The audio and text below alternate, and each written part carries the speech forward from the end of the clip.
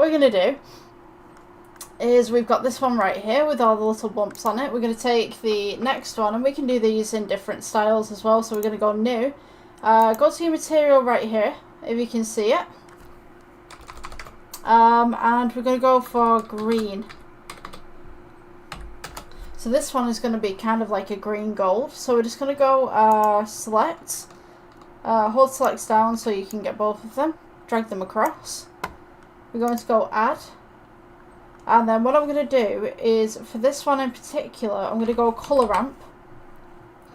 Colour spelled the American way, by the way. Colour ramp, just right there. And what we're going to do is we've got that nice little grey and we've got that nice little white. What we're going to do with that one is we're going to go plus, and we can add the green in the middle. So right now it doesn't really mean anything because the green is just kind of like a really lime green. We're going to turn up the metallic, turn down the roughness, and now we have this nice little shine, this nice little green going on.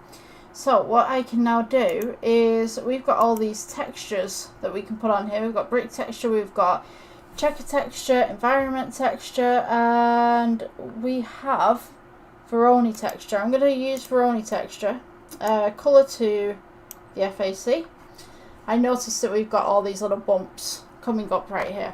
So what we want to do with this is, you can do whatever you'd like with this one. I'm going to turn mine up just a little bit. The roughness is turned down. If we put this onto the roughness right here, you'll see that this is how that it turns out. It turns to more of a silver. If we put this on the metallic, it doesn't really do much on the metallic, but base colour definitely does some more stuff. So I'm just going to turn the green up just here a little bit. We've still got that nice little reflection going on.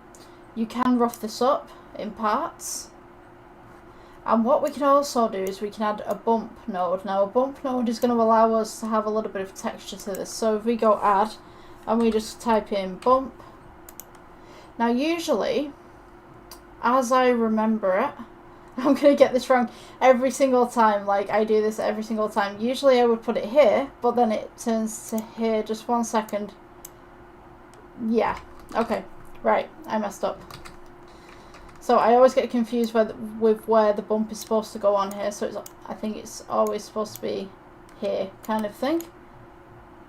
So you can just see that we've got these little cracks just coming up right here. So you can go ahead and experiment with this a little bit. You can go strength, you can go norm. Let's go with height. Just bring this black in a little bit. And we can change this from base colour to roughness.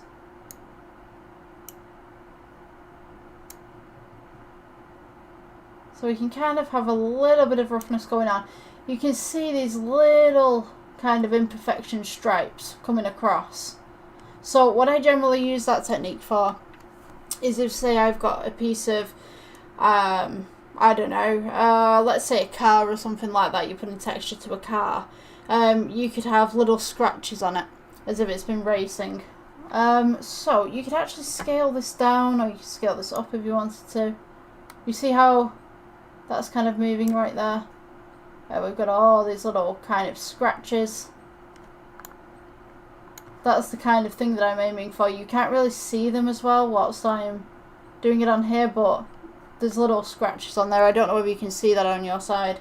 I'm kind of looking at the recording side and kind of going like, is it showing up on your side? But yes, there are little scratches and imperfections on there. So let's move on to the next one. If you wanted green with that as well, you could also change the colour right here. So we've kind of got this nice little green with little scratches on it. We've got this nice little kind of gold with little pieces on it.